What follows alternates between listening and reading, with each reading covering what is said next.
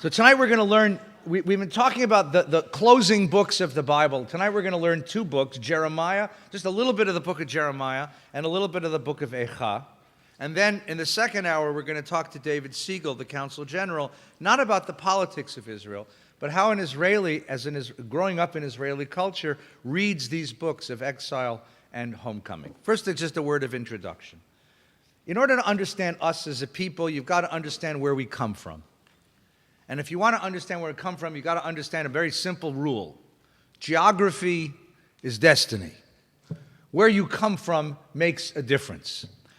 Our homeland, the land of Israel, is situated smack in the middle of a highway. The greatest highway in human civilization. The highway between the two ancient civilizations of Mesopotamia, the land between the two rivers, today Iraq, and Egypt. We lived right on the highway between. And the culture of the people Israel betrays that. Abraham came from Mesopotamia, and Moses came from Egypt. And we synthesized those civilizations and then supplanted them, went beyond them, in creating a civilization that went beyond their cultural concepts. But you don't understand us unless you understand that we live on the world's busiest freeway. Now that has certain advantages. It means we are at the center of the interaction of trade. And that's why Jerusalem became a great city, because it was a great caravan stop. It has an advantage. It's the place where all the ideas of the ancient world found their way.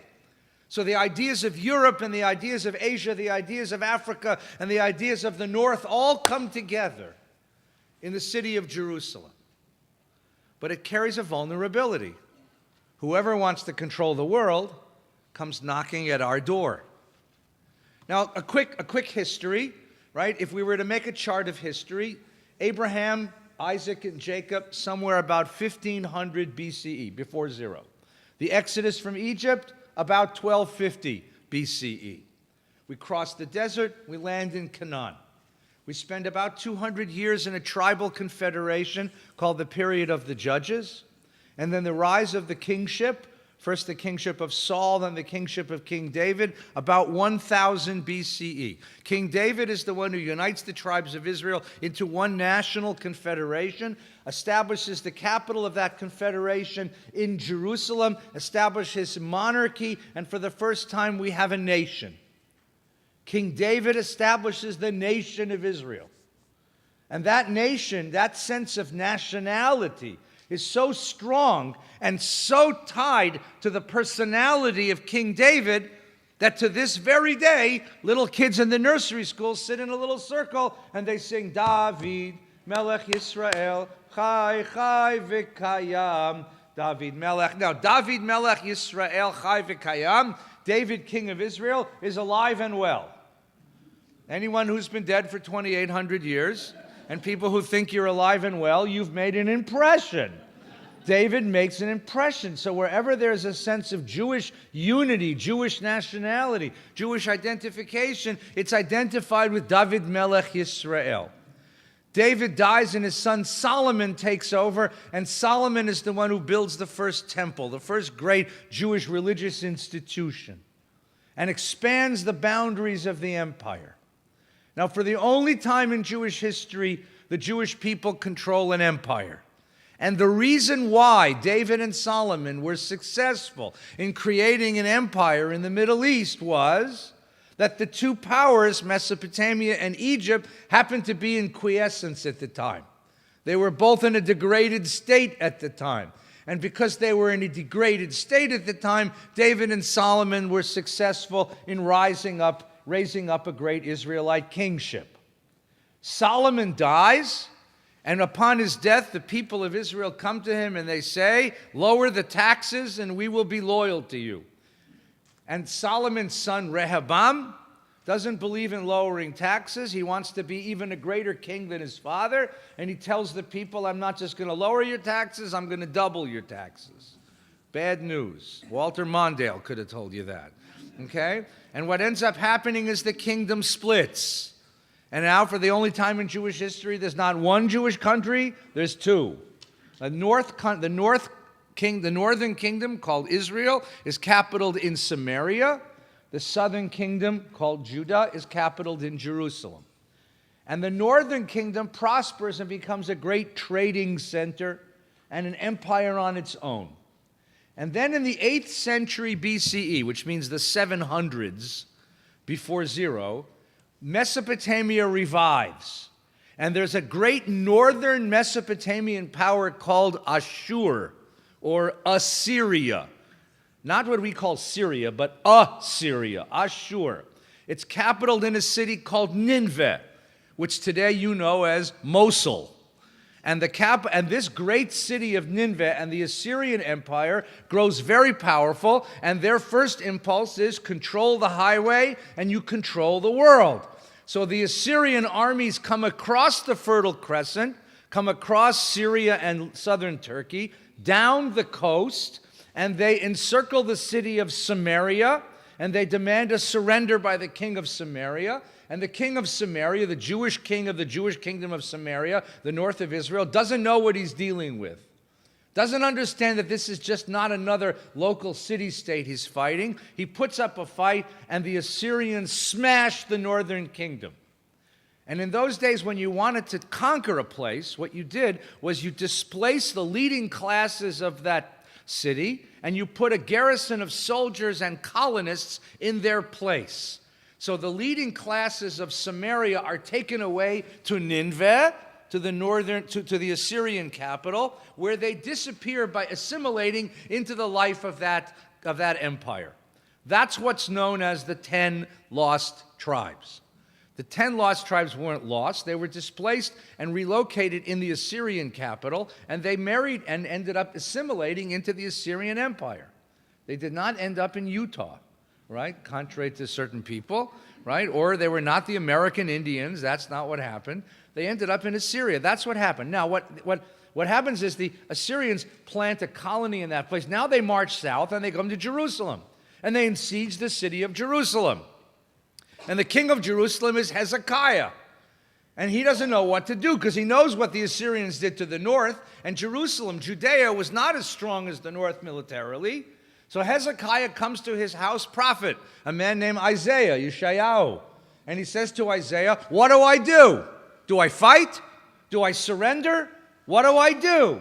And Isaiah gives him some very interesting advice which will go down in Jewish history. Don't do anything. To which Hezekiah is reported to have replied, what are you, crazy? Right? If I don't do anything, they'll run over this kingdom and destroy and kill everybody. Should I surrender? Should I fight back? Isaiah says, trust me on this. Don't do anything. And then one morning, King Hezekiah woke up. He looked out his bedroom window, and where there had been 500,000 Assyrian soldiers, there was nobody. What happened? Well, the Bible says that God sent a plague through the Assyrian camp and destroyed the Assyrians. Historians tell us that there was a coup d'etat back in Nineveh. While the emperor was fighting, trying to steal the highway, control the highway to Egypt and all the caravan routes, his son declared himself king back in Nineveh. And so the father, hearing that his son had betrayed him, pulled up the army and rushed back to Nineveh to reclaim his throne. Meanwhile, the people of Jerusalem notice that God has protected them. And they give thanks. And that kingdom persists for another 140 years until the next great Mesopotamian empire arises, and that's the empire of Babylon. Babylon is the name of the town. It's also the name of the empire. And the city of Babylon is today what you know as Baghdad. And the Babylonians rise up, and they have the same impulse. Control the highway, you control the world. So they come across the Fertile Crescent, they come down, and they encircle the city of Jerusalem. And they offer terms to the people of Jerusalem. And that's where our story begins. Because living in Jerusalem at this time now, 140 years after Isaiah, 140 years after Hezekiah, is a different prophet. It's the prophet Jeremiah. And Jeremiah was born somewhere around the year 640. And Jeremiah lives in the last years of the Judean Empire. And he's coping, he's living, he's a priest. He was born in the city of Anatote, which today, if you know Jerusalem, is the neighborhood of French Hill. And he grows up in Jerusalem in a family of the priesthood, and he's living in this land, and he's looking at what's happening in this land. And Jeremiah is going to have to cope with three principal problems. The first problem is the Babylonian Empire. And this is a problem not just politically, of how do you live as a small kingdom in the age of great empires. This is a problem of internal cognitive dissonance, an internal cultural dissonance. How do you understand yourself as a member of God's chosen people if you find yourself a small, marginalized, peripheral, rather powerless people in the scheme of political history? How do you reconcile those two facts? Your internal identity of, I am God's chosen people, and the political fact that there are empires much bigger than you controlling the conditions of your existence. That cognitive dissonance is going to plague the people Israel. Now, one of the things one of the problems with this, one of the problems that made it harder for Jeremiah to cope with this, is that the experience 140 years earlier, when the Assyrians besieged the city of Jerusalem and almost conquered it, but at the last minute they withdrew, left the people of Jerusalem with the faith that somehow God is protecting them. You have not to get political, but you have the phenomenon of Judean exceptionalism, which means they really thought that they weren't part of history. They weren't governed by the same rules that everybody else was governed by. God's watching out for us. And there were those in Jerusalem who preached this idea. Yes, the Babylonians may come, but they can't touch us. God will protect us. God will fight for us. And the prophet isn't sure that's true. In fact, he's quite sure it's not. And so you have two different ideas of what it means to be a Jew. The populace has embraced this idea that the covenant of God with the people of Jerusalem and the covenant of God with the king of Jerusalem is an unconditional covenant. Whatever happens, nothing can happen to us. We are above and beyond history. And if you needed evidence, look what happened to the Assyrians. They came, they saw, they ran away. And that's what will happen to the Babylonians, so stop worrying.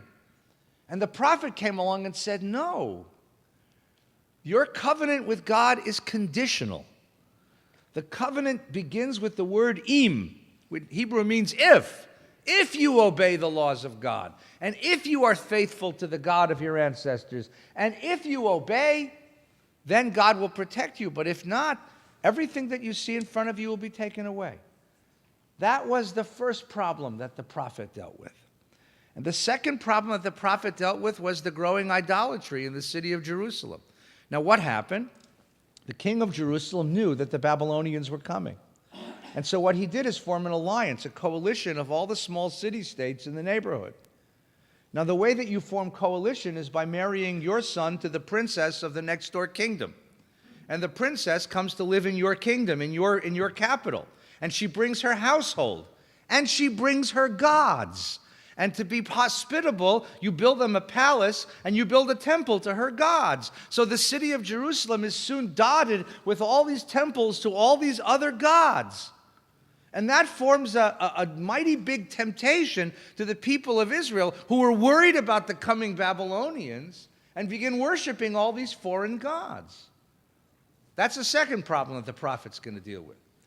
And the third problem that the prophet's going to deal with is the city of Jerusalem itself. The city of Jerusalem was once a small backwater. It was a small town. It was not even a big city. And slowly, after the destruction of the northern kingdom, in the 150 years since the destruction of the northern kingdom, the city of Jerusalem became a metropolis. Now, you know metropolis. You live in one. One of the features of metropolis is you end up with a class of wealthy people, and you end up with an even bigger class of the poor. And after 1, 2, 3 generations of that kind of poverty, you end up with a ghetto, a barrio. You end up with bad neighborhoods. You end up with systemic poverty. And you end up with systemic income inequality. So the rich keep getting richer, and the poor keep getting poorer. And the rich keep getting richer, but the poor get more. So the poverty is spilling out all over the place. And you have all of the problems of poverty. You have problems of crime and problems of prostitution and problems of corruption, of all the problems of wealth and poverty. And this is what impresses the prophet. He walks his hometown, and what does he see? He sees all of the evils that come along with metropolis. Now remember, he grows up in a farming village. In a farming village, everybody knows everybody else. There's no anonymity. Everyone basically makes their living the same way. There's really no income inequality. And there's a basic culture that protects people's in their morality because it's a collective experience. But when you walk the streets of a city, there's a sense of anonymity, and there's a sense of immorality that goes with that. And you end up with all of the problems of urban poverty and evil. In other words, there's a certain kind of evil that lives at the heart of any metropolis that those of us who live in these cities, we get used to it. You know, you get used to the homeless guy on the corner. You get used to the prostitutes on Van Nuys Boulevard. You get used to the drug dealers behind Taft High School. You get used to it. You know, there's a certain amount of evil that goes on around you, and you get used to it. You just, no, come on, you get used to it. In the morning, the newspaper will tell you who got shot. So, Nebuchadnezzar got shot, you know? You get used to it. The prophet never got used to it. To him, this was a stain. This is God's city. How can you allow this to happen? So these three issues now plague the prophet's consciousness. The rise of empires and our place in the world, the rising idolatry of the city, and the immorality of the city. And now the prophet looks at his city and he says, it's going to die. This city is going to die. So let's take a look. Take a look inside. I gave you a worksheet. Everybody see it? Everybody see it? Here's the basic ideology. Are you cold? Are you cold? Yeah, hang on just a second.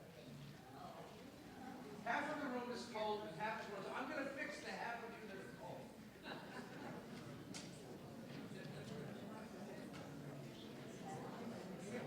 This side's going to stay warm.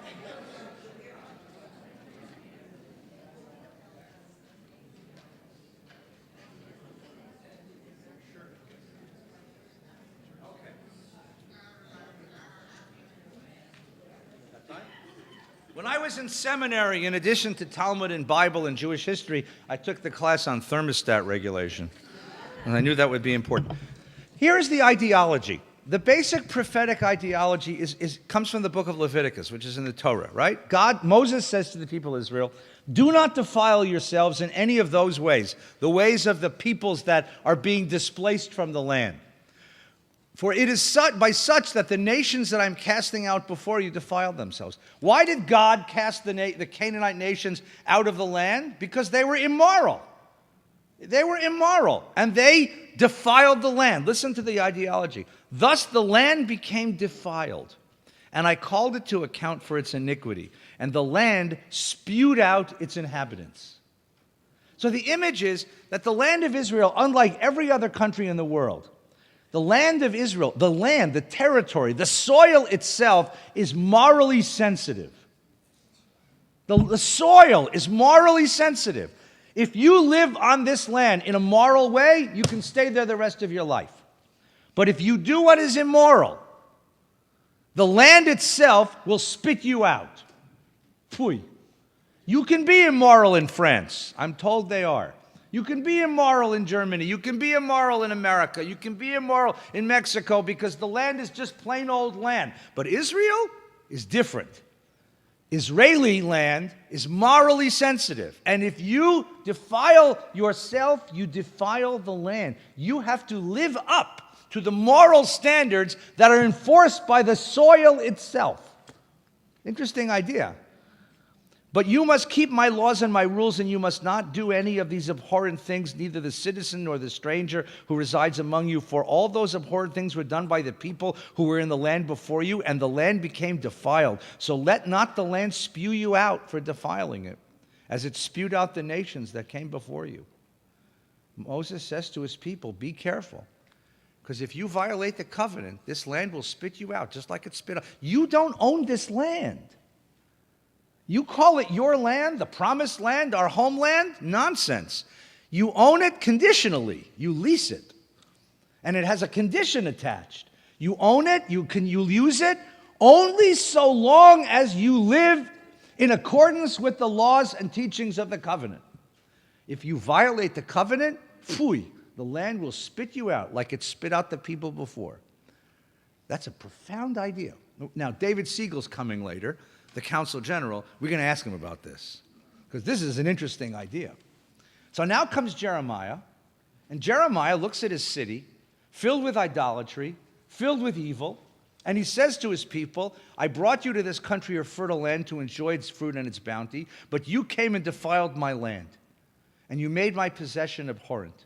For my people have done a twofold wrong. They have forsaken me, the fount of living waters, and have hewed them out cisterns, broken cisterns that cannot even hold water. In other words, it's not going to be the Babylonians. The reason you're going to lose this land is not because of the Babylonian need to control the caravan routes.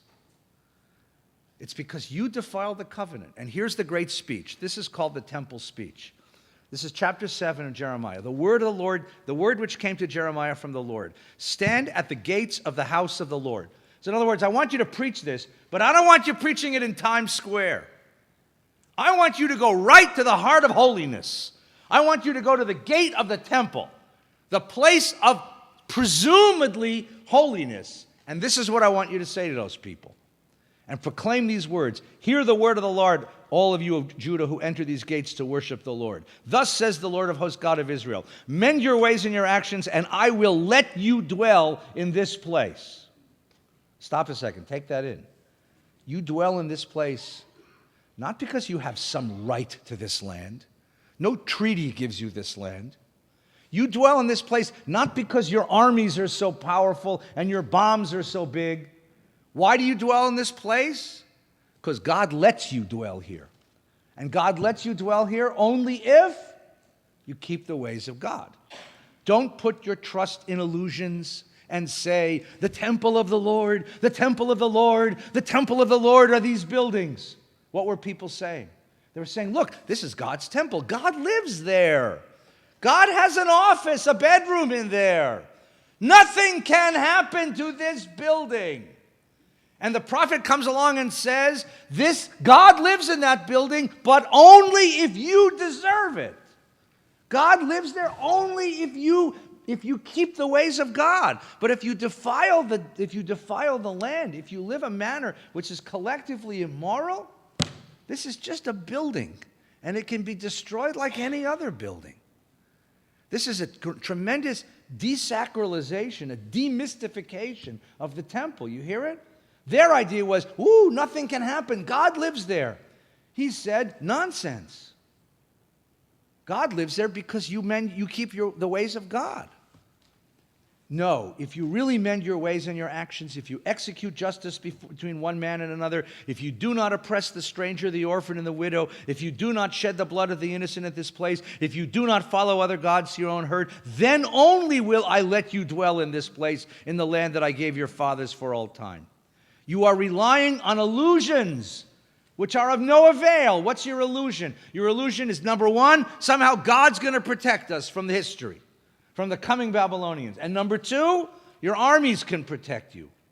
Will you steal and murder and commit adultery and swear falsely and sacrifice to Baal and follow other gods whom you've not experienced, and then come and stand before me in this house which bears my name and say, we are safe? Safe to do sin, abhorrent things? You consider this house which bears my name a den of thieves? I've been watching you. Now, how do you think that was received among the good people of Jerusalem? How do you think they heard that? First of all, they read the New York Times every morning. They know the Babylonians are coming. They're trying to buck up and get ready to defend the city, and they're praying to God to defend the city, and he comes along and says, only if you live up to the standards of divine behavior. Otherwise, this temple becomes an obstacle to your holiness, not an instrument of your holiness. If you live a holy life, a godly life, you can live here. But otherwise, this temple is a lie. And if the temple is a lie, God will have it destroyed. They were not happy with this. They had him arrested and thrown into prison, and they tried to kill him. And his uncles had to come down from Anatole and bail him out of prison. And he was a young boy. He was 17 years old. You can imagine. This pain in the ass 17-year-old. A kid came to me once, just incidentally. A guy came to me. He was a kid in the shul. He grew up in the shul. And he was working well, he wasn't working. He was an out-of-work actor in Hollywood, right? He was one of these kids who, get small parts in plays and commercials and stuff. And he said, I want to do something on the high holidays for you, Rabbi. I said, what do you want to do? I want to put on a robe and a loincloth and a staff. And I want to stand in front of VBS on Yom Kippur, and I want to recite Jeremiah's speech. And I said, great, and they'll do to you what they did to Jeremiah. They'll beat you to death with their Armani purses, Not that I disagree with you, but you got to know what the consequences of prophetic behavior are. You hear what he's saying? The immorality of urban life, which you have become accustomed to, offends God. Because if he points out, you say to him, Jeremiah, what bothers you? He says, look at the poor and the lame and the broken and the diseased and the hungry that live here. And you and I would say, what are you talking about? That's always been here. We would say, look at the beautiful buildings, the museums, your friends come from out of town. Where do you take them? You don't take them to Compton. You take them to the Getty. The Getty's the best place to take people from out of town, because way up there you can't see all the schmutz of the city, right? All you see are these beautifully manicured gardens and gorgeous art, and you sit in the cafe and you say, oh, what a paradise is Los Angeles. You don't take your family to South Central. You don't take them to, bad high schools and Jefferson High School. You don't go to these places, right? But Jeremiah says, that's your problem. You have blinded yourself to the evil that lives at the core of your society. It has become normal. It has become normal. And you become blind to it. You don't see it anymore. That's what will get you destroyed. And so the people responded. They threw him in jail. Who wants to hear this pain in the pain in the neck? It's a nuisance. This is a public, especially as war is coming, he's a public nuisance. Now he's going to get hard. He's going to get worse. Because he knows the older he gets, and the book goes on, it's not chronological, but it follows his life. You can follow his life. The older he gets, the Babylonians are coming. They're getting closer. And Jeremiah has a vision. Jeremiah has a vision. And here's his vision. His vision is, we can't win. We're going to be destroyed. The question he asks himself now is, if we're going to be destroyed, what can survive? What can survive? What can he do? So take a look now. On the second page, it says surrender. Everybody see that? The Lord said to me, make for yourselves thongs and bars of a yoke and put them on your neck. That's what an ox wears, right? A yoke, right? The Hebrew word is ol, right? It's a yoke. I want you to get an ox yoke and put it on your neck. And then send them to the king of Edom, the king of Moab, the king of the Ammonites, the king of Tyre, the king of Sidon, by whose envoys have come to King Tzidkiyahu of Yerushalayim, and give them this charge to their master. What happened? As the Babylonians were getting closer, Zedekiah, the king of Jerusalem, called a conference of all the local kings to prepare the defense of the neighborhood. They were going to fight against the Babylonians. So sitting in this big conference room in the Pentagon are the kings, are the envoys, are the kings of all these kingdoms. And in walks this crazy man, Jeremiah, wearing a loincloth and an ox yoke.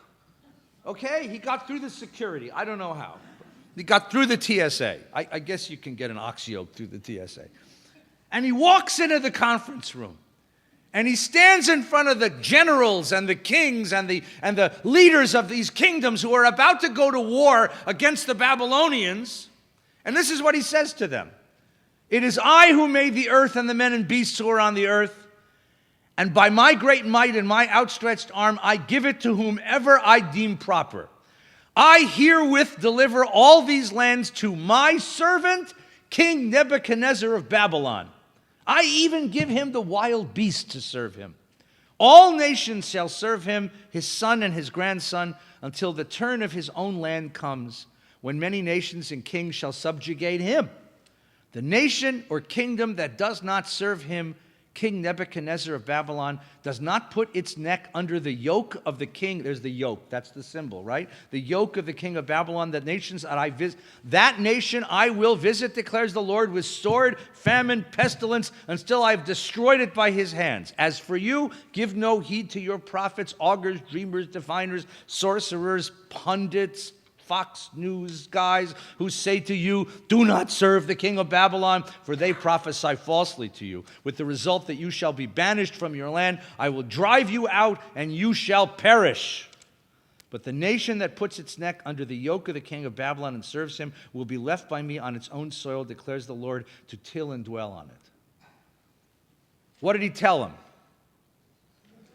The Babylonians are coming, and what I need you to do is to surrender.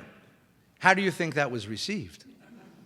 How do you think that was heard by the generals and the kings and the envoys and the leaders and the sitting around this table in the Pentagon?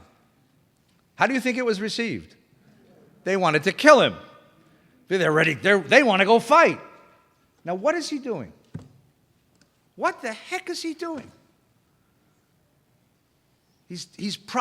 And look at the radical nature of the language. God says, who is my servant? King Nebuchadnezzar of Babylon. And if you resist Nebuchadnezzar, God says, I will destroy you. He won't even have to do it. I'll do it. Now, what is he trying to do? Think for a minute. Think for a minute. Isaiah, 150 years before him, Isaiah had some sort of inside source of information which told him there was a coup d'etat going on in Assyria, and you don't have to fight the Assyrians because they will kill themselves. Just stay put and you will be safe. Jeremiah has a similar vision. He can see the whole region. He can see the whole geopolitics. And what does he see? Empire is coming. We are a small people in a small land with a small army. And there is this giant empire, the Babylonians coming. If we try to fight against them, what will happen to us? The same has happened to the northern kingdom. We will be obliterated. The Babylonians destroyed the northern kingdom. The Assyrians destroyed the northern kingdom. The Babylonians will destroy us. If we try to fight against them, we will be obliterated. There's only one way to survive. But this is going to take a very big jump. And that is give up. And you say, but how can you give up? And Jeremiah asks himself the following question. What are we? Are we principally a political people? That is, a state with a land and a government and an army and a taxation system and money that has our name on it? Is that what we are?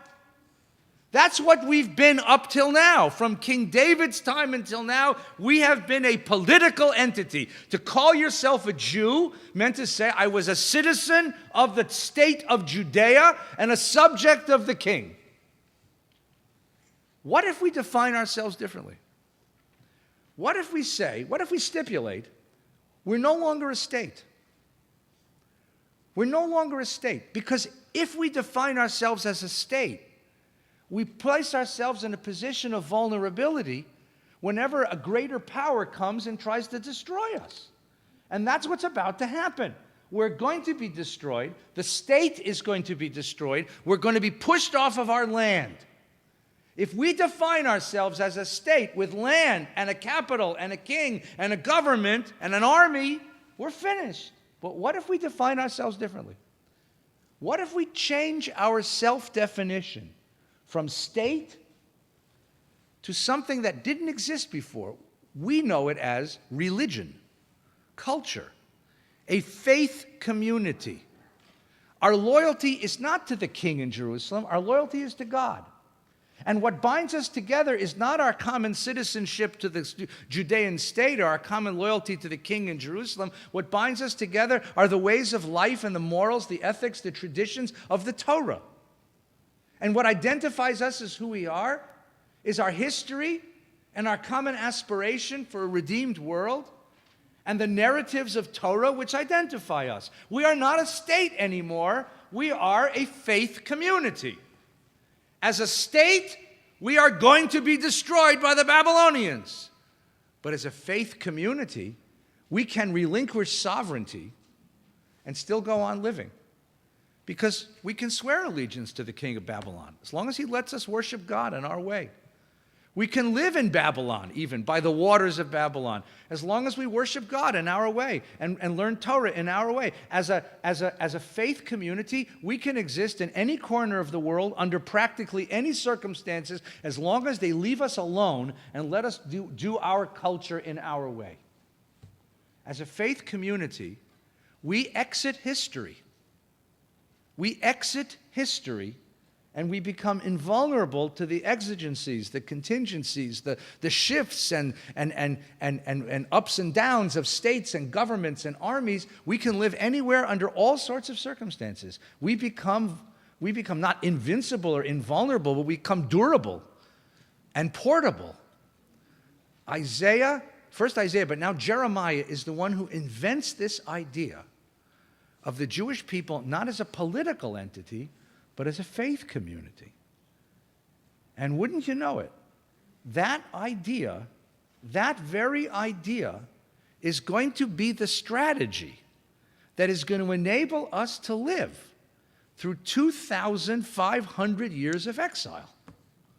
For 2,500 years, Jews are going to live outside the land of Israel under all sorts of governments. True, we're going to be persecuted, exiled, pushed around, oppressed, but we're going to survive. Because anytime we lost our land, we lost government, we lost sovereignty, we maintained a sense of identity. And that is the exile way of Jewish life. And it worked from 586 BCE until 1897. In 1897 CE, there came another prophet whose name was Theodor Herzl. And Theodor Herzl came along and said, he was right. Jeremiah was right. Standing in the face of the enormous power of the Babylonian Empire, and later the Roman Empire, and the Christian empires, and the Muslim empires, and the European empires, adopting the strategy of a faith community, exiting political history, giving up sovereignty, living where they let us live, as long as they let us live in our way. That was the appropriate strategy of survival. Comes along Theodor Herzl in 1897 and says, it don't work no more. Theodor Herzl realizes in 1897 that the world has changed, that the way the world treats Jews has changed, and therefore the Jewish response to the world has to change. Herzl realizes that whereas in Jeremiah's world and the world of the Jew of the exile, we could be oppressed and persecuted, but the communities among whom we lived would never destroy us completely because they needed us. The Christians needed us to trade money for them. The Muslim needed us to trade with them. All these people needed us. But now that we come to modernity, they don't need us anymore. And they have ample reason to destroy us completely. And Herzl sees in his nightmares the possibility of a final solution, of an attack on Jews that would be totalitarian and total. And so he rises up in 1897 and declares, it's now time for Jews to return to sovereignty. To return to sovereignty. Because without sovereignty, we can no longer protect our safety, our material safety, our political safety in the world. So, ladies and gentlemen, the arc of Jewish history runs from the prophet Jeremiah, who said, give up sovereignty, to the prophet Theodor Herzl, who said, take sovereignty back. And that's how Jewish history works. And the remarkable resilience of this people is to be able to realize and to make real those strategies of survival in order to cope with a world that is so violent and so variable. And this is how this works. This evening, we are privileged to have with us Consul General David Siegel. David has been with us many, many times before, representing the State of Israel and speaking about the region, its politics, and we're delighted to have you here. And just so that none of you email me when this is over and say, don't you know, watch, tonight we're not going to talk about terrorist attacks in France. We're not going to talk about the coming elections in Israel. We have much to say about ISIS, Al-Qaeda, Hezbollah, Hamas, the Palestinians on the West Bank, the Palestinians in Gaza, the United Nations, the International Court of Justice, and Maccabi Tel Aviv basketball. We're not going to talk about any of that. Tonight, we've invited the Consul General in a very different capacity because in addition to being a superb diplomat and representative of the State of Israel, he happens to be a deeply learned Jew, son of a rabbi, and a sensitive Jewish soul. And I wanted to talk to him tonight about the Tanakh, the Bible that we've just learned, and the Bible that we've been learning this year. So let me begin with a very simple question. You grew up in Israel, you were educated in Israel, and the Tanakh, the Bible, plays a very important role in Israeli education and in the identity formation of Israelis. So that's different from what we experience. So tell us a bit about that. Yeah. Right into the mic. You got to speak right into the mic. Yeah. First of all, it's amazing to see such a big crowd studying Torah in the middle of the week. Amazing, Rabbi. So, Bible study in Israel is central to everyone's identity, whether you're religious or not. And I think that's something that always surprises Americans. When my kids went to school in Israel, they did not go to a religious school. But the kind of material that they would study, just as, normal, average Israeli kids, was phenomenal.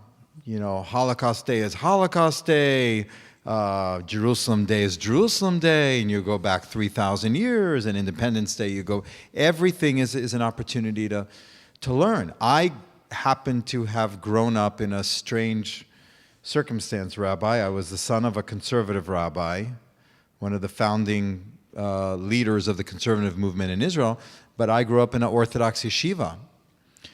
And my family in America was, quote unquote, unaffiliated before there was that term. So we had all of this growing up. I had my secular folks in America that would debate whether to circumcise or not when they had kids, and we were, young kids from Israel not understanding what they were talking about. I had, conservative Judaism on the weekend. I had Orthodoxy during the week. Mm-hmm. I had Ashkenazi and Sephardi minions that we would literally daven together. So we would be in a hall like smaller than this, doing the Ashkenazi boring service, and we'd hear the Sephardi chants from the other room overwhelming ours. And so we had so I sort of felt, I think, all aspects of Judaism growing up, and the Tanakh was central to my identity. Even today, in this generation, when your kids go back to Israel, kids study Tanakh even in secular schools. I think even more than in the past. Yeah. There's this whole phenomenon, by the way, of secular and religious doesn't really make that much sense anymore, because when we started, Zionism was a secular movement, and there was a stream of religious Zionism, but it was fairly small, Mizrahi. But this was strictly secular, ideologically secular. Although Ben-Gurion,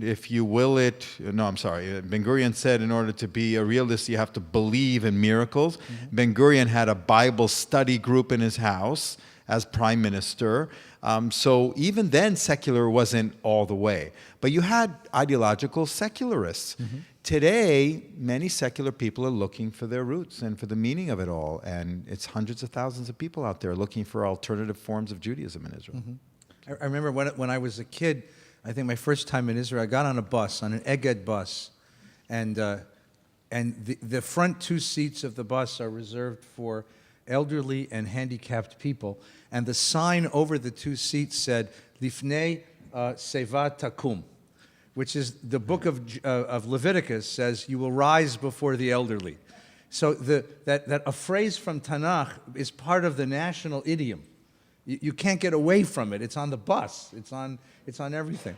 So let's jump into the Torah that we were learning this evening. And I want to ask you it's an embarrassing question, but it's one that you must deal with all the time. The Tanakh, the Torah particularly, but the Tanakh understands that living on the land of Israel is normative. That's the way Jews live. Living anywhere else is galut, is exile.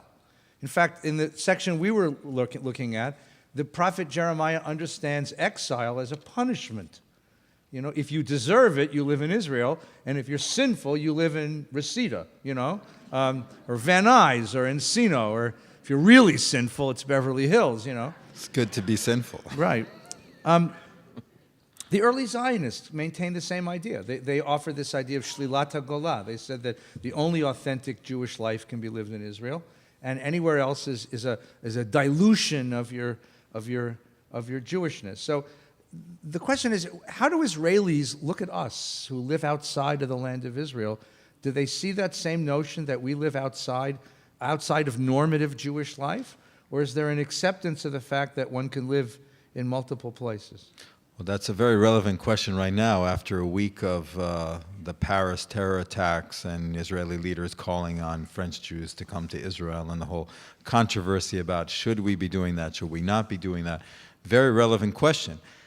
Let me just start by saying that we always had a diaspora from the beginning. Even the 12 tribes, if I'm not mistaken, 2 of them lived outside the borders of Israel, and there was an arrangement that they would actually send their kids to fight in defense of the borders of the land of Israel, even while their families didn't live in.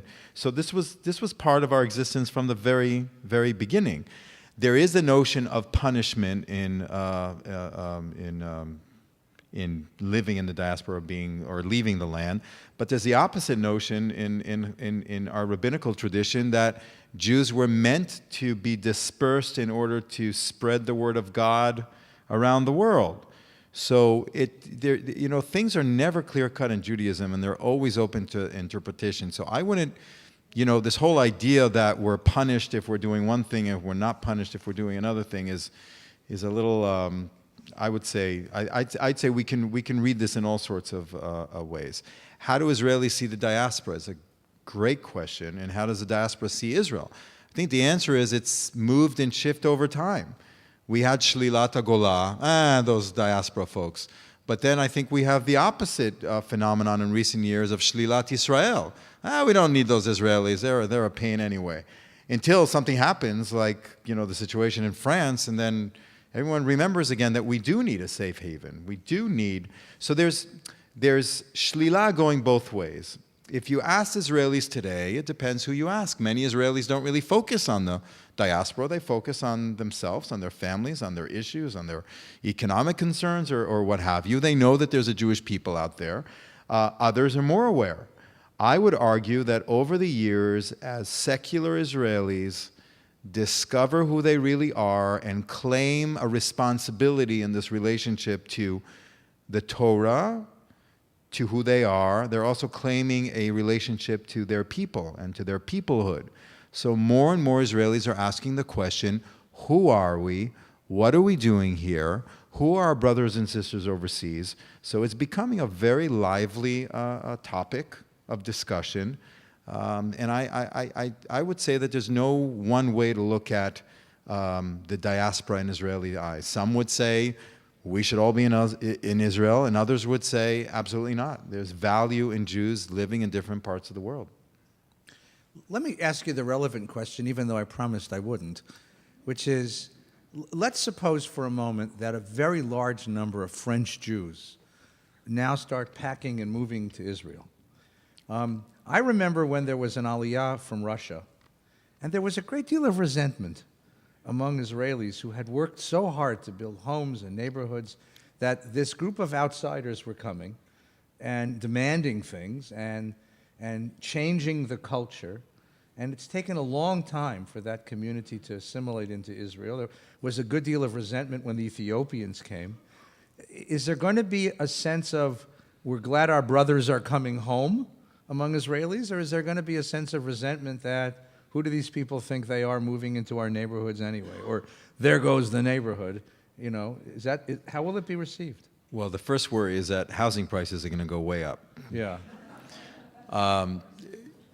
Rabbi, I don't know if you ever saw the Marachon, the skit. It's a very famous Israeli skit of what we do with our immigrants. Yeah. And it had Arik Einstein, and it had all these famous Israeli personalities standing on the beach and cursing the new immigrants as they came in on the boats in the 40s and 50s. And then, you know, the Moroccans came in and the Bukharians came in and all the Jews came in with all their different, you know, garbs and so on.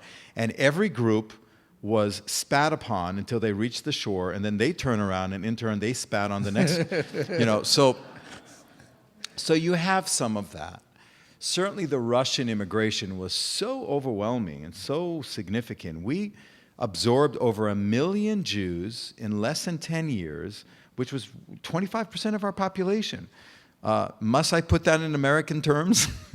Let's think about 25% of 300 million? Yeah, 75 million people have come from Mexico. Right. So overnight, Israeli television was broadcasting in foreign languages. Right. We started seeing, you know, the whatchamacallit, you know, we had that in extra languages. This was quite a shock.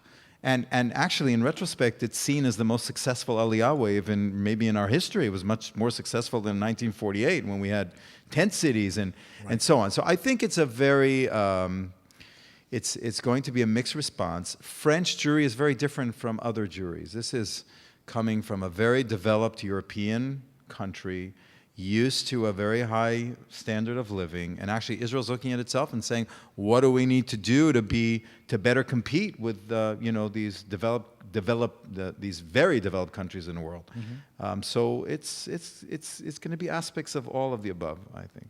Too interesting. Let's go back to the Tanakh for a moment.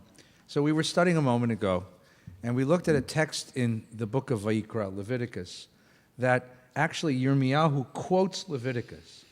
And he says to the people of Israel, the land you're living on was not given to you. It was lent to you by God on the condition that you live a certain kind of life of holiness. And that the morality of the society is the factor that conditions whether or not you remain on the land. Okay? The question is, when you look at contemporary Israel, do you have the same sense that the morality of the society makes a difference in whether we're going to survive as a society or not? Certainly politics, the defense of the land against all of its enemies, certainly economics, but the morality of the country matters. Well, one interesting thing about the prophets, and I'm sure we all know this, but I'll just say it anyway, is that they never really got involved in the form of government that the kingdom of Israel was. I mean, it was a theocracy. It was a kingdom, not different from other theocracies that we know. But they never really got involved in the type of governance. But they did, certainly Jeremiah raised his voice about exactly those issues of morality, not the form of government, but the content of the way we conducted ourselves. So morality is very important in our tradition. It's very important in Israel today. Look at these elections. I mean, if we're looking at current topics, one of the big issues is those anti-corruption forces that are maybe the most significant element of these elections. Is how we conduct ourselves, how public officials conduct themselves when it comes to money and finances and personal conduct. So that's a big part of the conversation.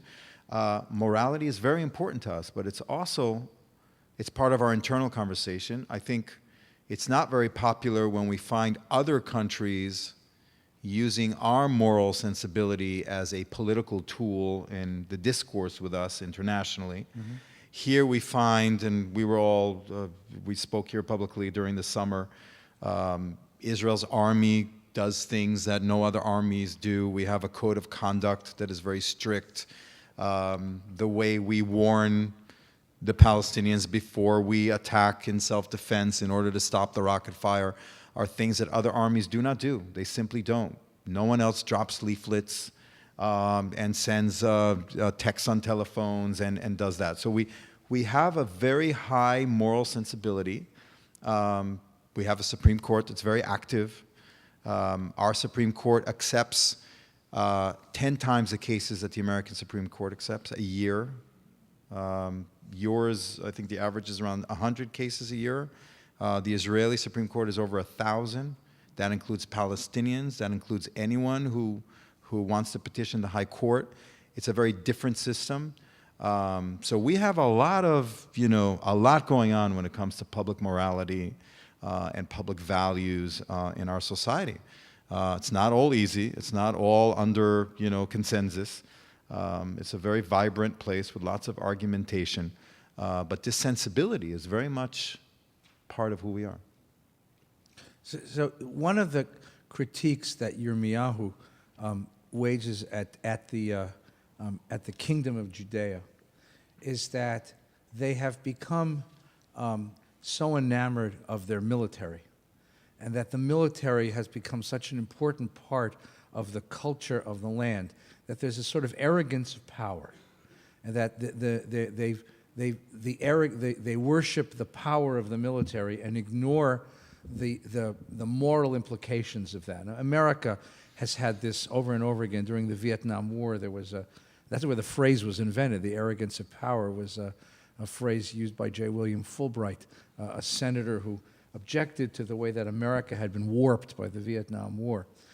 Is this the same voice occur in Israel? Is there a sense that sometimes we become so worried about defense of the land and so invested in the army as its tool of defense that we overlook other issues of how the society is developing and overlook other issues that need to be attended to in the course of our development? Well, it's a fascinating question. And I think it also comes in waves. There are years where Israel was overinvested militarily. There were years where, it's a pendulum. We went from being arrogant post-67. We were caught unprepared in 73.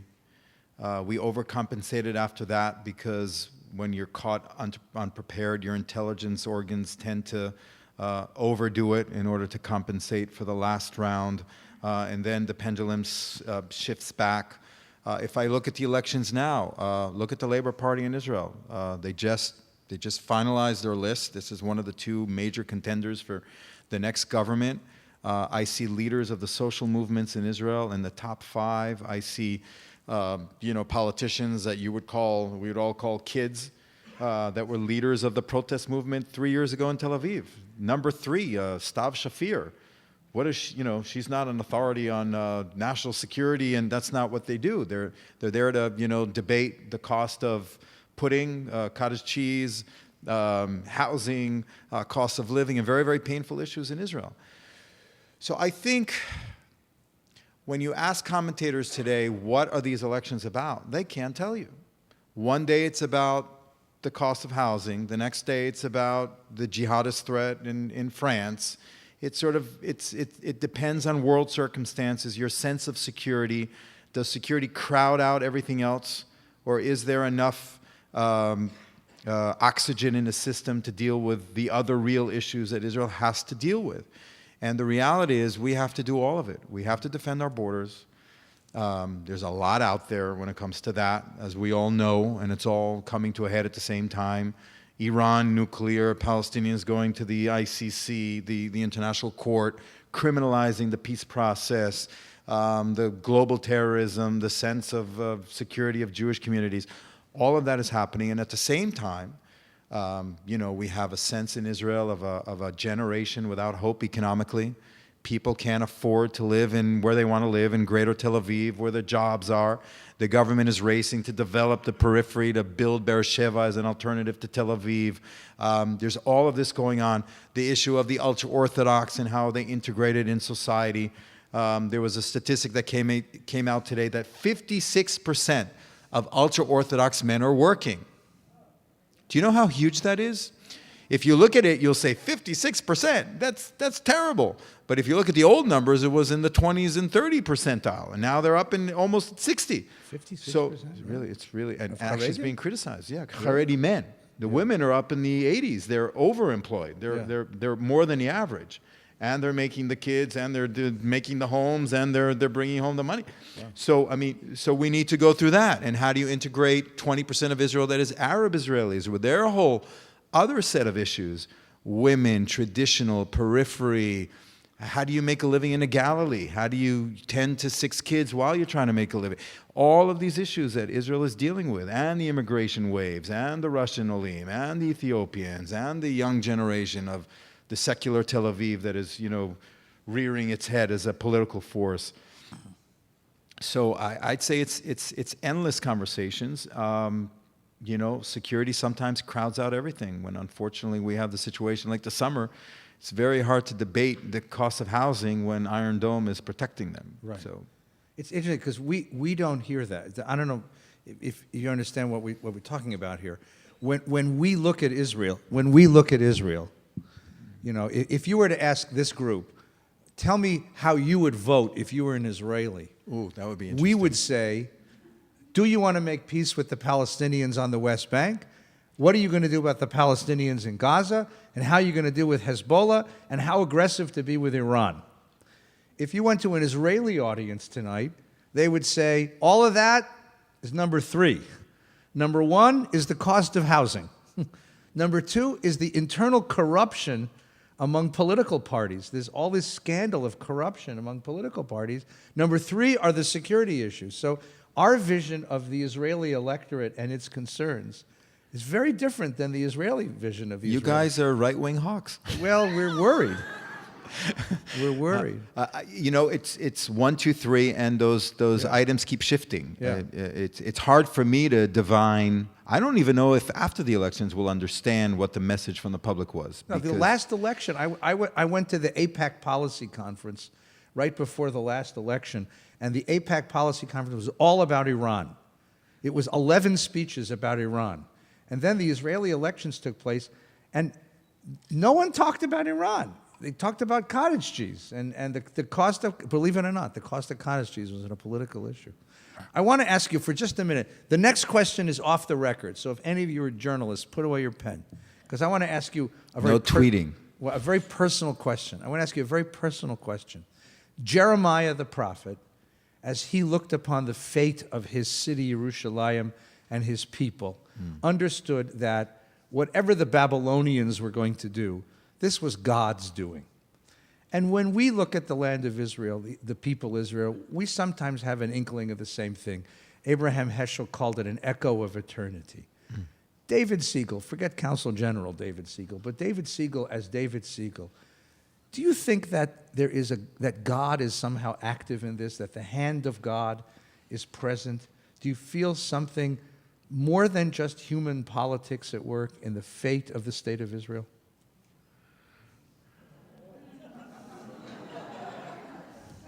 So I remember being a kid on the bus and saying, no, really, and saying, I'm going to look for a sign from God. If something happens that I want in the next 10 minutes, then God exists. If it doesn't happen, then maybe he doesn't exist or she doesn't.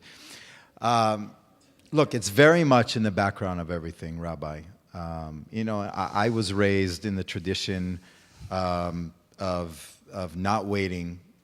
There's a fascinating rabbinical debate about the Jew who was before the rabbinical court, and his kid was sick and he refused to go to a doctor because it was all in the hands of God.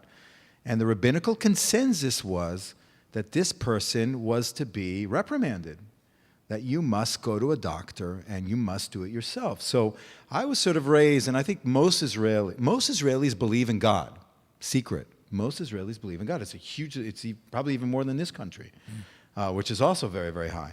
But most Israelis are also very pragmatic. And we know that we have the saying that pray as if everything is in the hand of God and do as if everything is in the hand of men and women. And I think that was a Zionist ethic, and that dualism between, David Ben-Gurion having the biblical, sessions and saying, a realist believes in miracles, but actually rolling up your sleeves and doing it. So that duality is there. In my personal life, look, I believe that there's a reason for our history. There's a reason, there's a direction, but it's not a Marxist direction. It's not that we don't have freedom of choice. We do. That's basic value in our tradition, freedom of choice. But that with all the free choosing that we've done for 4,000 years, it sort of translates into a graph that has a direction, and the direction is where we are. And I see that as a very optimistic direction. And tonight in the memorial, when everyone was so depressed, and I was talking about the Muslim man, the 24-year-old that saved Jews downstairs in the freezer, including a 1-month-old baby, and it gives you hope that there is purpose, there is light after darkness, that we've overcome all of this before, we've seen it all before, and we'll see it again, and we'll overcome it again. So there's something about that is mythical and not just. I guess it's the best I can do. Let me ask you. I want to go back to the political then for just a second. Jeremiah, I imagine Jeremiah standing on the steps of the Beit HaMikdash and asking himself really about the course of Jewish history, the history of his people, and realizing that he had a certain amount of authority here in terms of determining the course of the history of his people. When government leaders in Israel make decisions, do they take into consideration, do you feel like they have some sense in which they have a sense of the historicity of their decisions, that they are deciding the fate of a 4,000-year-old people and its destiny in the world? Or are their decisions more narrowly political in terms of this moment and this decision? When Benjamin Netanyahu makes decisions, his father was a great Jewish historian. Is that part of his makeup as a person? I think so. Certainly when it comes to the big issues, the security issues, how do you deal with Iran? Do you let them go nuclear or not? I think he has a very deep sense of Jewish history and a sense of responsibility. Did you all read the book, The Prime Ministers? Yeah. So I don't have a very good memory, and it's a big book, but one thing I do remember from the book was Yehuda Avner's description of Begin. Uh-huh.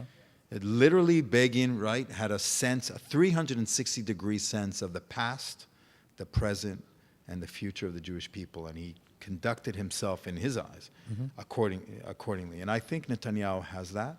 It doesn't mean that on every politicking that Israeli politician does, they're aware of this. I mean, there's a lot of horse trading going on in any system, and certainly in our system. Ours just happens to be louder than yours. So not much.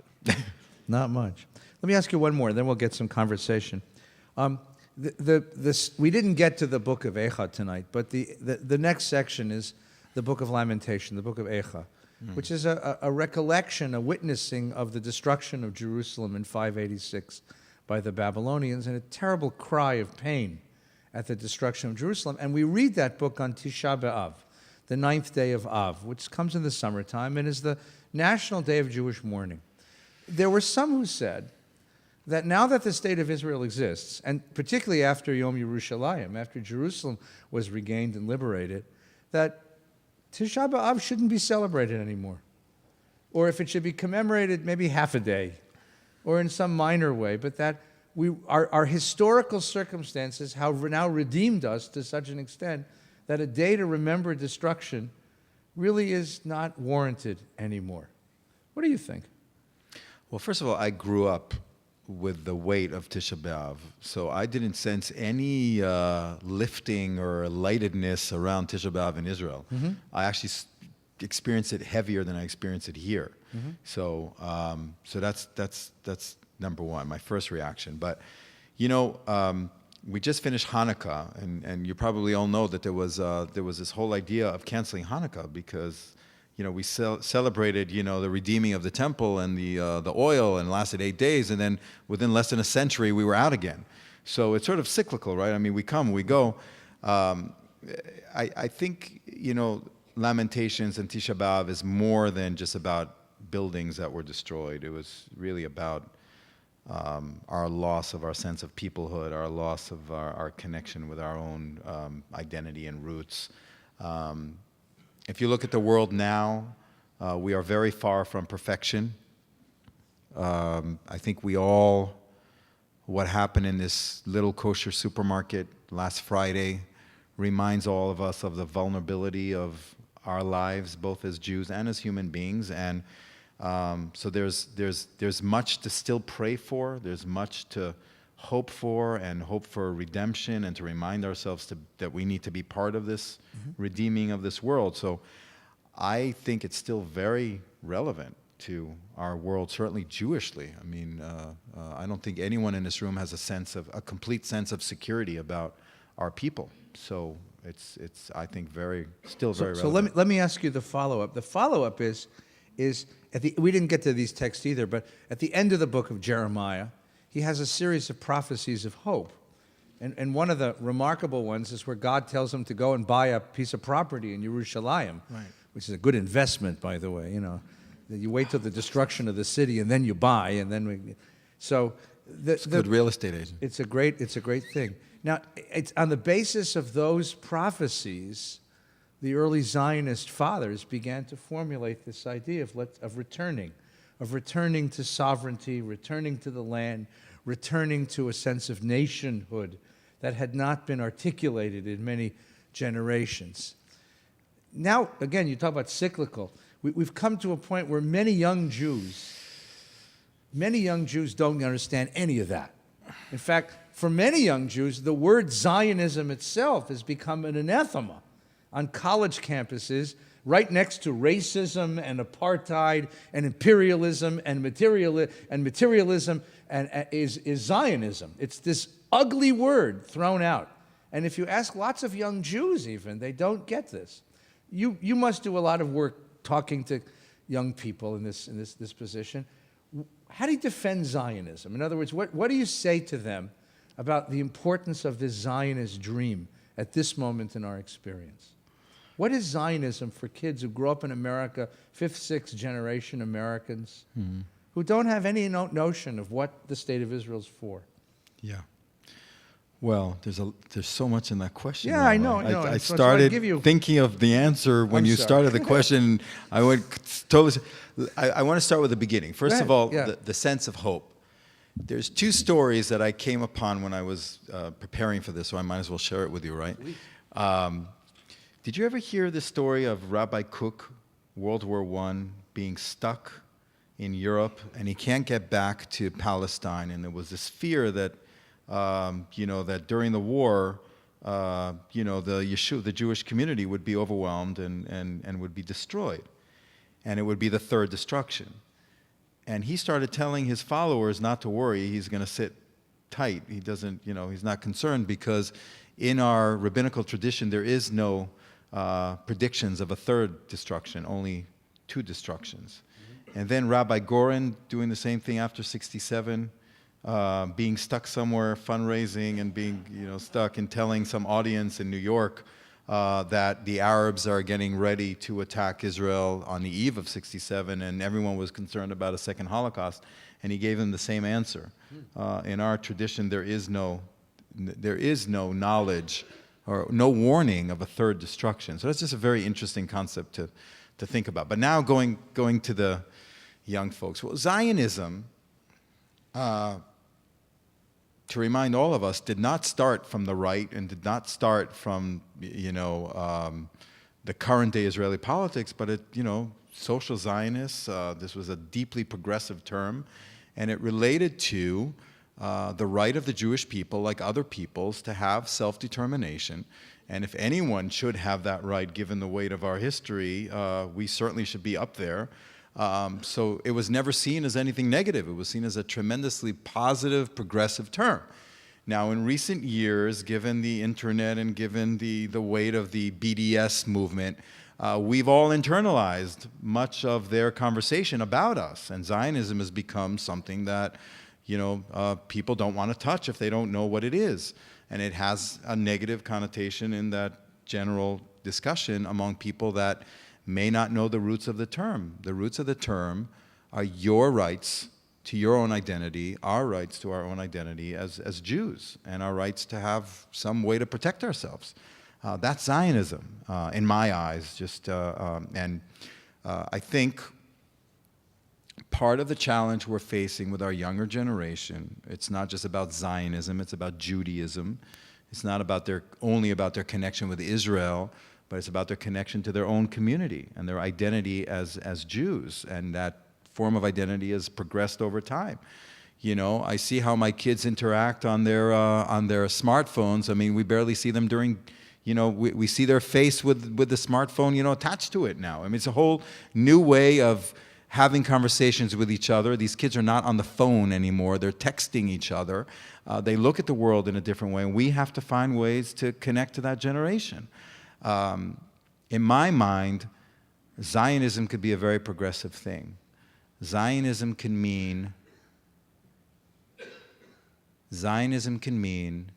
Israeli volunteers fighting Ebola in Africa and being the first on the ground there, being the first on the ground in Haiti, being the first on the ground in the Philippines, working on the Golan Heights to treat thousands of Syrian refugees when no one else is doing it, being secretly inside Syria over the last 4 years, providing food at risk to their own lives as Israelis, and not just there, in all sorts of strange places around the world. Zionism is, there was just a medical conference in Israel a few weeks ago, and someone asked these doctors from all over the country, would you go to the Ebola hot zone in Africa to save lives? And 80% of the doctors in the room raised their hand. There is a vision of Tikkun Olam that is very real in Israel. Much of what you see happening with the startups and the innovation is not just about doing well, it's about doing good. It's about coming up with little desalination devices of purifying water so that you could carry it into developing countries in the midst of earthquakes and create water, or take water from the air and create drinkable water in mobile units, doing things in terms of food security for farmers in India and China, and the kind of stuff we do all around the world, which is very progressive. And I would argue that per capita, Israel is doing more progressive stuff than most other countries. And it's something that we should be very proud of. Inside Israel, much of the screaming and yelling and arguing is because we have over 30,000 civil society organizations in Israel.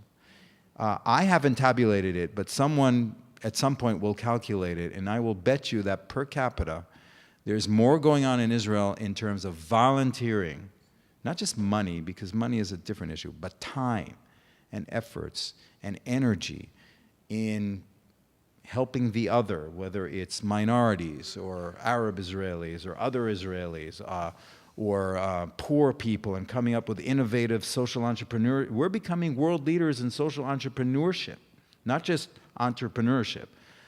So I would say that there's a tremendous progressive message coming out of Israel. We need to help our younger generation connect to it. Good. So I just want to make one observation, and then we have a couple of minutes for some questions. For thousands of years, we read this Bible, and we had to read it as history, right? Because the issues of defending a land, defending a city from an outside enemy, and the internal politics of power and how you use power to defend a country, and whether power is material power, political, military power, or spiritual power, cultural power, these were issues that Jews didn't have an opportunity to understand because they didn't have any of this stuff. We're the first or second generation to be able to open the book of Jeremiah and identify completely with what he's talking about. How do you defend the land and not lose your soul doing it? And how do you build a military and not let the military steal the soul and morality of a people? And how do you and what is the soul and identity of this people if it has to face powers in the world? These are questions that are now real questions, once again, and we're the first generation in many, many centuries to get to debate these things once again. So I'm really delighted to have David here.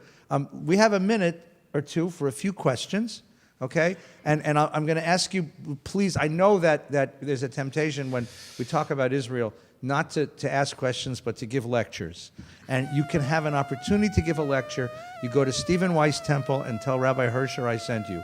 But here what we're going to do is a question is a one-sentence interrogatory that begins with the words what, where, when, why, or how. Okay? One sentence, what, where, when, why, and how. And you can ask about anything, especially Bible, to David Siegel. So Louise is the carrier of the mic.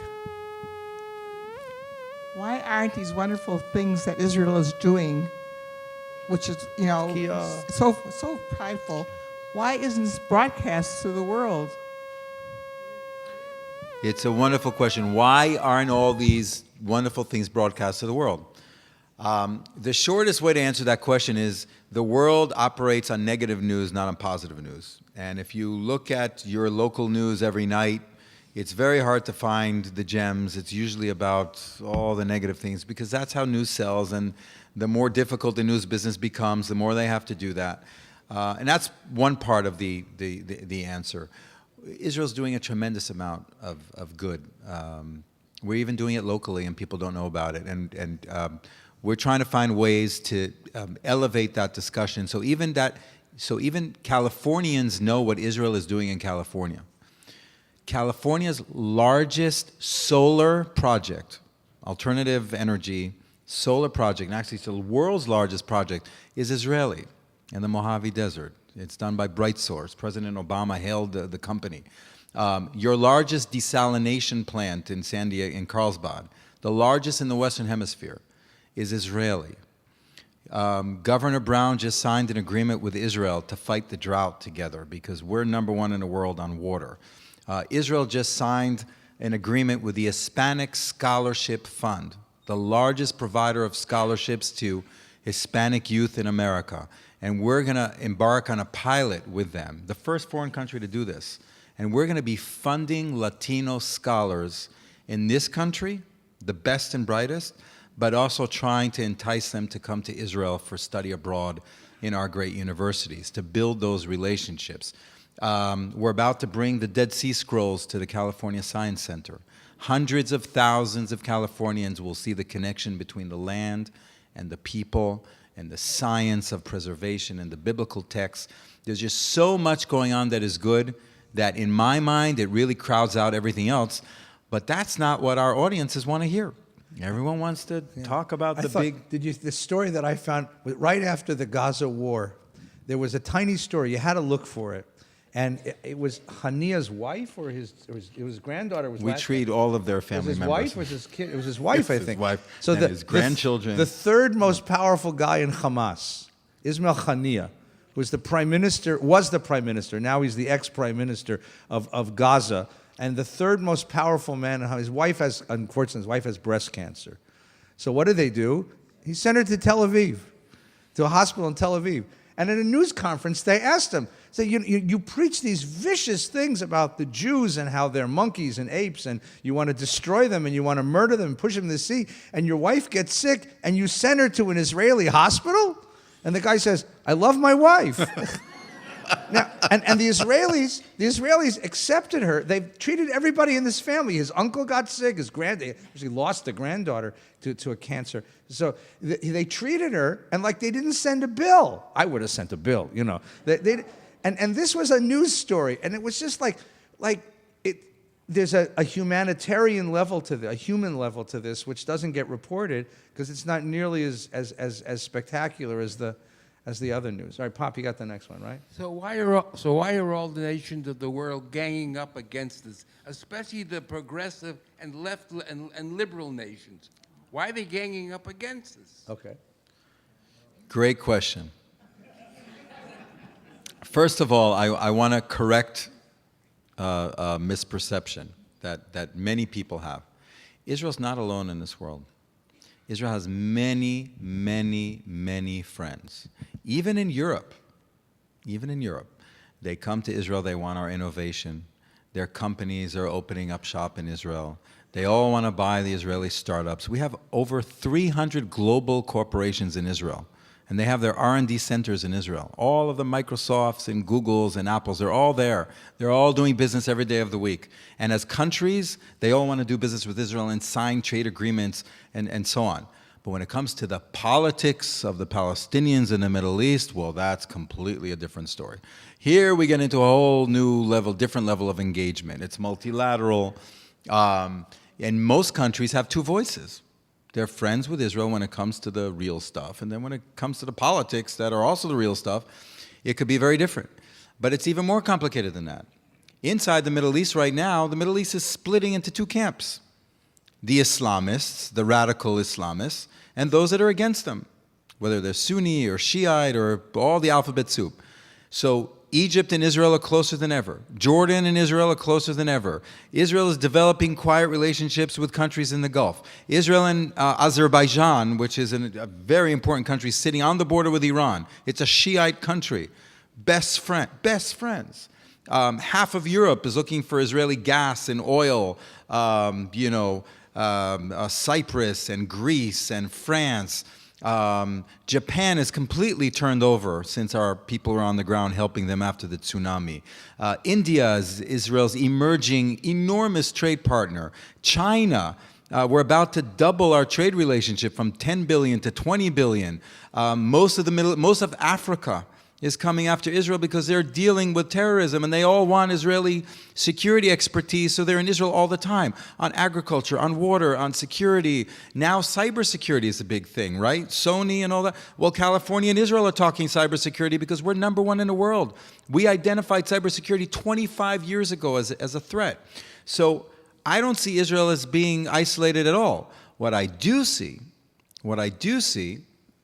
is, first of all, a Palestinian leadership that for whatever reason, and we can sit here and analyze them psychologically until midnight, for whatever reason, they've decided they're not negotiating with Israel anymore.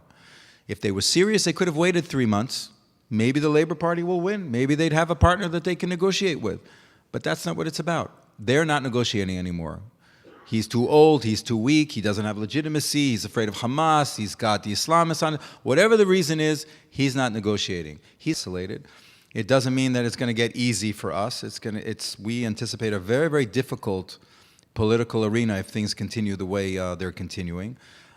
We also believe that the world has a responsibility to pull back the Palestinians before it's too late.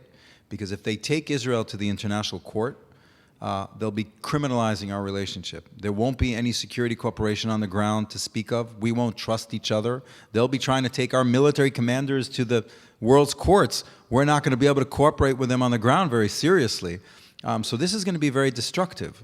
There's still time to change that. So I think for many reasons, you see those headlines.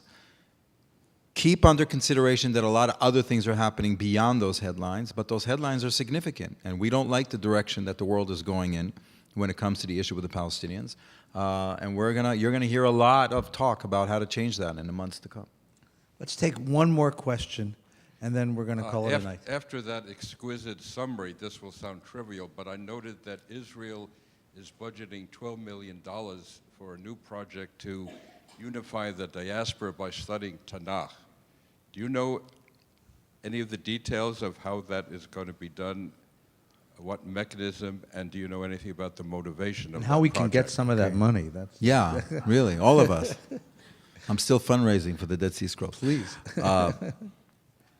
In recent years, I think there's been a growing sense in Israel that we have a responsibility also in Israel for the future of the Jewish communities around the world.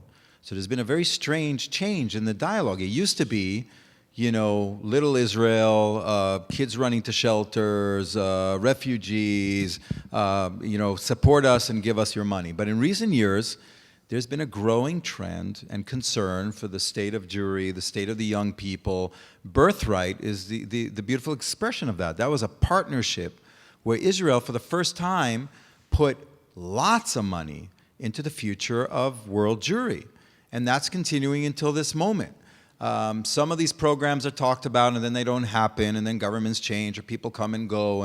Under Bennett, there was a talk of a big project of empowering Jewish education overseas in Israel, being involved in funding that.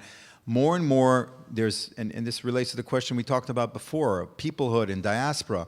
There's more and more concern in Israel. We've all seen the Pew study and other studies about high rates of simulation and lack of education and maybe a distancing of some of our youth and wanting to do something about that. So that's part of this. I'll say something else to this community that is very important. There was a big debate with Women of the Wall a few years ago, as you know. And what you may not know, that in recent months, there's been a very intense, behind-the-scenes discussion, negotiation between Reform Judaism, Conservative Judaism, Women of the Wall, the federations, many other Jewish organizations, the Prime Minister's office in Israel, the Rabbinate, the Rav of the Kotel, the Orthodox establishment in Israel, to resolve this. This is all part of a commitment to help heal the wounds in the Jewish world in order to prevent just that, the distancing of Jews because of all of these conflicts. Prime Minister Netanyahu, whatever you may think of the politics of it, is very committed to Jewish peoplehood. And his people behind the scenes are sitting with Anat Hoffman and sitting with Rabbi Rick Jacobs and sitting with the heads of the conservative movement and other movements. And they've been working on this for a long time. And it's very complicated. So I think all of these are elements of a new sense of responsibility that Israel has to be partners in the way Jewish communities are going in the world around us. So part of it is this specific idea of Bible study. There are many, many, many other ideas out there with real funding opportunities. I want to thank David Siegel for being with us tonight. Thank you. Thank you.